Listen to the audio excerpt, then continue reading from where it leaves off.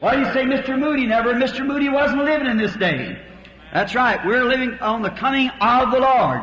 And we just took it for granted that He was with our kinfolks. But the other day when a challenger challenged Mr. Graham, we found out that he wasn't among our kinfolks. क्यों आप कहते हैं श्रीमान Moody ने कभी? श्रीमान Moody इस दिन में नहीं रह रहे हैं। यह सही बात है। हम प्रभु के आगमन में रह रहे हैं और हमने केवल उसे स्वीकार करने के लिए ही लिया है कि वो हमारे कुटुंबियों के साथ था। लेकिन एक दिन जब एक चुनौती देने वाले ने श्रीमान ग्राहम को चुनौती दी, हमने पाया कि वह हमारे कुटुंबियों के साथ नहीं था। Where did they find him? Where did they find Jesus? Right where they left him. Where did they leave him? At the Feast of Pentecost. Where did we leave Jesus? Where did the church? At the Feast of Pentecost. वे उसे कहां पर पाएंगे? यीशु को उन्होंने कहां पर पाया? वहीं पर जहां उन्होंने उसे छोड़ दिया था। उन्होंने उसे कहां पर छोड़ा था? पेंटिकॉस्ट के पर्व पर। हमने यीशु को कहां पर छोड़ा है? कलीसिया ने कहां पर छोड़ा है?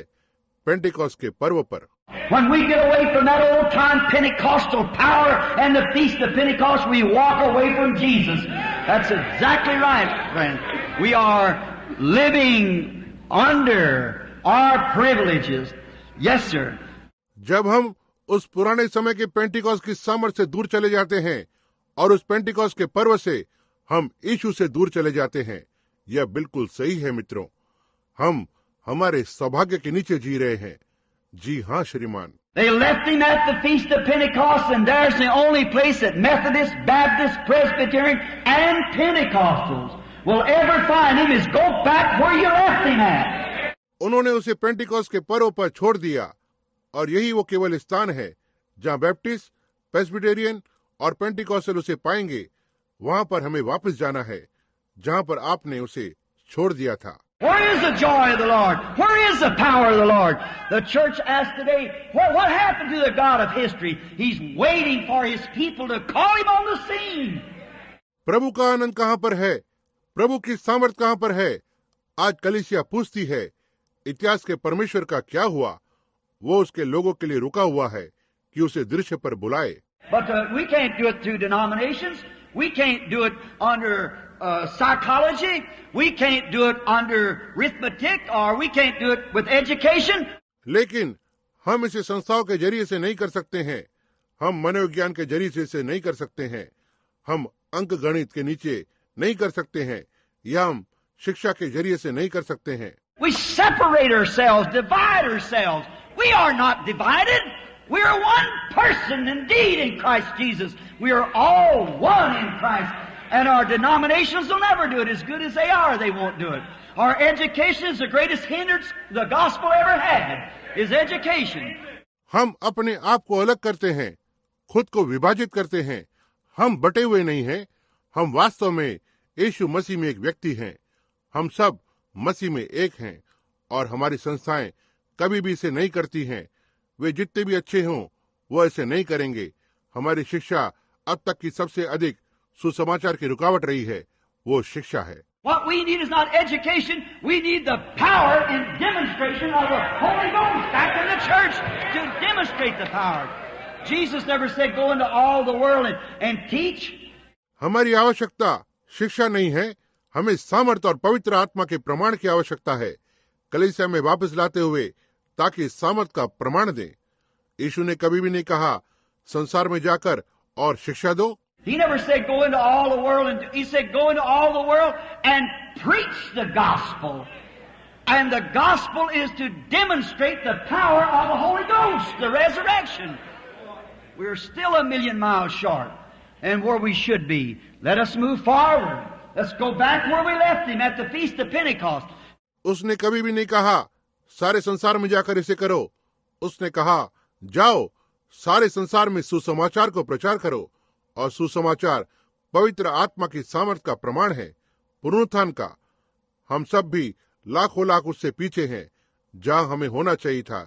आइए हम आगे बढ़ें, आइए वापस वहां पर जाएं जहां पर हमने उसे छोड़ा था, पेंटिकॉस्ट के पर्व पर। Jesus said in John, I believe the 15th chapter, He said, I am the vine, ye are the branches.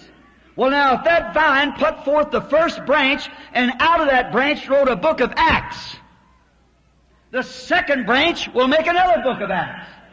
यीशु ने यूहन्ना में कहा, मैं सोचता हूँ 15वां अध्याय में उसने कहा, मैं दाखलता हूँ, तुम डालियां हो। तो अब यदि दाखलता पहली डाली को लाती है और उस डाली में प्रेरितों के काम की किताब को लिखा गया, तो दूसरी डाली प्रेरितों की एक और किताब को लाएगी। The third branch will make another book of Acts. And every branch that comes out of that vine will be the same as the first branch was. और तीसरी डाली एक और प्रेरितों की किताब को लाएगी, और हर एक डाली जो दाखलता में से बाहर आती है वो बिल्कुल वही डाली होगी जो पहली डाली थी। Now, you can draft, we know that. I've seen a citrus tree with about 8 different kinds of fruit on it. I've seen an orange tree putting grapefruits and lemons and everything else on it, but they were drafted in. अब आप इसमें कलम कर सकते हैं, हम ये जानते हैं। मैंने एक चकोतरे के पेड़ को देखा है जो लगभग विभिन्न प्रकार के फल उस पेड़ में लगे थे। मैंने संतरे के पेड़ को देखा है, उसमें अंगूर के पेड़ को लगाए हुए देखा है, नींबू को, और हर एक चीज को उसमें देखा है, लेकिन वह इसमें कलम किए गए हैं। That's what's the matter today. We've drafted in our ideas, drafted in our denominations. But if that tree ever puts forth another fruit vine itself, it'll be like the original was that went into it. Hallelujah. यही मामला आज लोगों के साथ है। हमने हमारे विचारों को इसमें कलम किया है, हमारी संस्थाओं को इसमें कलम किया है, लेकिन यदि वो पेड़ अपने आप में कभी किसी और दाखलता को लाता है, ये उस मूल के जैसी होगी जो इसके अंदर चला गया था। Hallelujah. Oh, church will blend together, but we need the power of the original. We need the Holy Ghost, the power of the resurrection of Jesus Christ. That's what He told us to do. ओह, कलीसिया एक साथ मिश्रित हो जाएगी, लेकिन हमें उस मूल के सामर्थ्य की आवश्यकता है। हमें पवित्र आत्मा की आवश्यकता है, यीशु मसीह के पुनरुत्थान की आवश्यकता है। यही है जो उसने हमसे करने के लिए कहा है। I am the vine, ye are the branches. If a grapevine puts forth a shoot and it comes out with pretty blue grapes, the next vine it brings out will have pretty blue grapes on it. मैं दाखलता हूँ, तुम डालियां हो। यही एक अंगूर की दाखलता आगे एक अंकुर को लाती है और यहाँ सुंदर नीले अंगूरों को लेकर आती है, और अगली दाखलता इस पर नीले अंगूरों को ही लेकर आएगी। If the first vine come out and they fell under the impact of the Holy Spirit and they did great miracles and signs and sealed their testimony to a world, even many of them with their own testimony, with their blood they seal their testimony. यदि पहली डाली बाहर आती है और वे पवित्र आत्मा के प्रभाव के अंदर आ गए थे और उन्होंने बड़े चिन्हों और चमत्कारों को किया और एक जगत के लिए उनकी गवाहियों से मोहर बंद हुए थे, यहाँ तक कि उनमें से बहुत उनकी अपनी गवाहियों के साथ मोहर बंद हुए, वे उनके लहू के साथ उन्होंने अपनी गवाही को मोहरबंद किया। They went through all kinds of perils and everything to bring the gospel. They suffered, they were beaten, they were punished. Must we be carried home to heaven on a flowery bed of ease while others fought to win the prize and sail through bloody seas? What do we expect to do? I must fight if I must reign. Increase my courage, Lord. Certainly. वे सुसमाचार को लाने के लिए सब प्रकार के खतरों और हर एक बातों से होकर गुजरे। उन्होंने दुख भोगा, उन्हें पीटा गया था, उन्हें सजा दी गई। निश्चय ही हम घर पहुंच जाएंगे, एक दिन स्वर्ग पर होंगे, चैन के एक फूलों के बिस्तर पर, जबकि दूसरे इनाम को जीतने के लिए लड़े थे और लहूलुहान समुद्र में से होते हुए तैरे थे।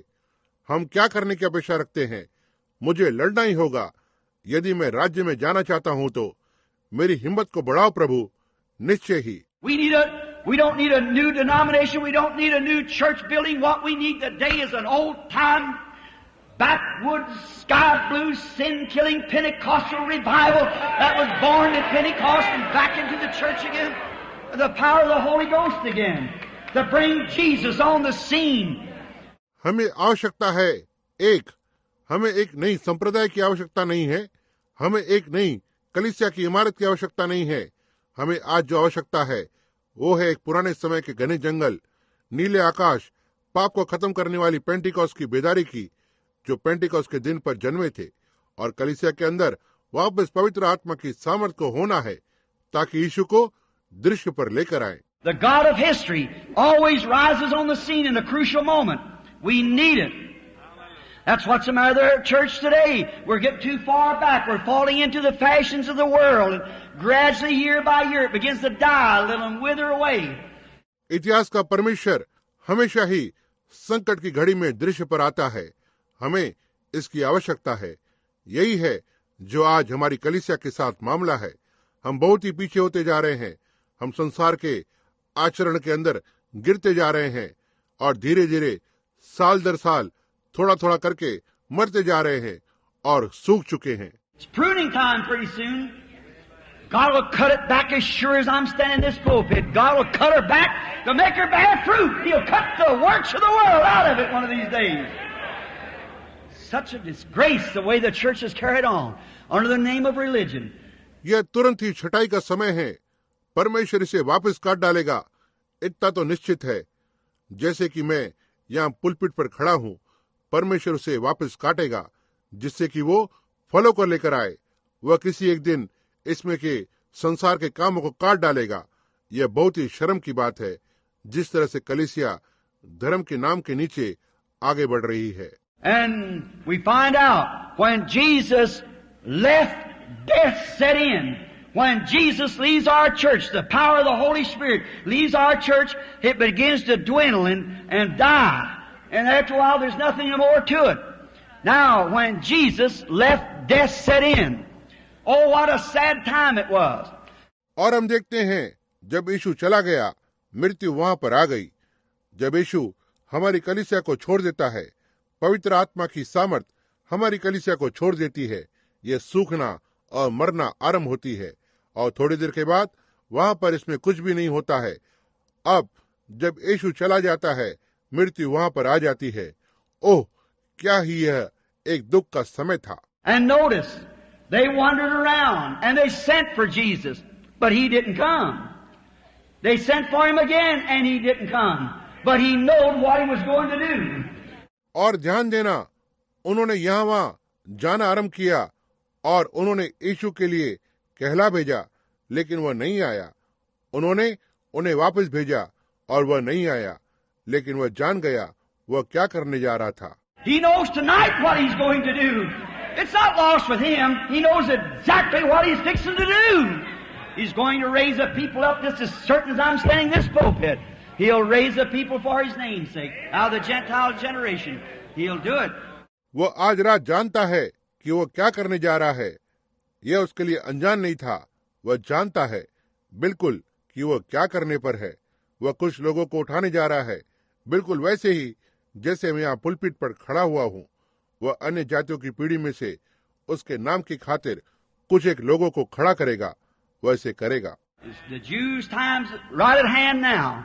And the Gentiles are ending out because they just went on out. They're rejecting Christ, they're rejecting their signs, they're rejecting everything that's called godly and branded as some kind of telepathy or devil power and do it. यही वो यहूदियों का समय है जो अब ठीक सामने है और अन्य जातियों का समय खत्म हो रहा है क्योंकि वे बस बाहर निकल गए हैं। वे मसीह को इनकार कर रहे हैं, वे उनके चिन्हों को इनकार कर रहे हैं, वे हर एक चीज को इनकार कर रहे हैं जिसे भक्ति कहा जाता है और इसे किसी प्रकार के मनोविज्ञान के जैसे या शैतान की सामर्थ का नाम दे रहे हैं। They're blaspheming the Holy Ghost and sealing themselves away from God, and God will take that minority after a while and raise it up into a powerful church and then turn the Spirit to the Jews and take the Gentile church home. Exactly right. She's in the making now. Well, we're at the end time nearly. वे पवित्र आत्मा की ईश निंदा कर रहे हैं और खुद को परमेश्वर से दूर मोहर कर रहे हैं और परमेश्वर कुछ समय के बाद उन छोटे झुंड को ले लेगा और उन्हें खड़ा करेगा। एक सामर्थ्य कलीसिया के अंदर इसे खड़ा करेगा और फिर आत्मा को यहूदियों की ओर मोड़ देगा और अन्य जाति की कलीसिया को घर पर ले लेगा। यह बिल्कुल सही बात है। वो अब तैयारी में है। ओह, कैसे हम अंतिम समय पर हैं, बहुत ही निकट है। Jesus, he knew, and after a while he said, our friend Lazarus sleepeth. Well, the disciples thought he was taking a little rest. He said, well, if he's sleeping, he's doing very well. यीशु वह जानता था और थोड़ी देर के बाद उसने कहा, हमारा मित्र लाजरस सो रहा है। तो चेलों ने सोचा वह थोड़ा विश्राम कर रहा था। उसने कहा, तो ठीक है, यदि वो सो रहा है वह बिल्कुल ठीक होगा। Well, he said in their words so they would understand, said, he's dead, and for your sake, I'm glad I wasn't there.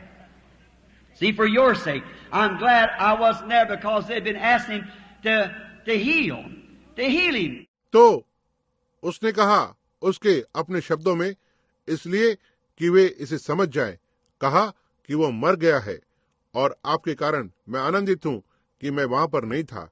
देखा, आपके कारण मैं आनंदित हूं कि मैं वहां पर नहीं था, क्योंकि वे उससे कहते रहते कि उसे चंगा कर, चंगा कर। But he knew he couldn't do it because the vision was yet, after those 4 days, he knew that was the time the Father told him. How beautifully saith the grave, Father, I thank these I was already heard, but I just say it for these that stands by. He already knew what he was going to do. He said, I'll go wake him. लेकिन वह जानता था वह इसे नहीं कर सकता है, क्योंकि अब तक दर्शन, उन 4 दिनों के बाद वह जान गया कि पिता ने उसे इसी समय के लिए बताया था। कितना सुंदर है। उसने कब्र पर कहा, पिता, मैं तुझे धन्यवाद देता हूं कि तूने पहले से ही सुन लिया है, लेकिन मैं बस इसके लिए कहता हूं जो यहां पर खड़े हैं। देखा, वह पहले से ही जानता था कि वह क्या करने जा रहा है। उसने कहा, मैं उसे जगाने जा रहा हूं।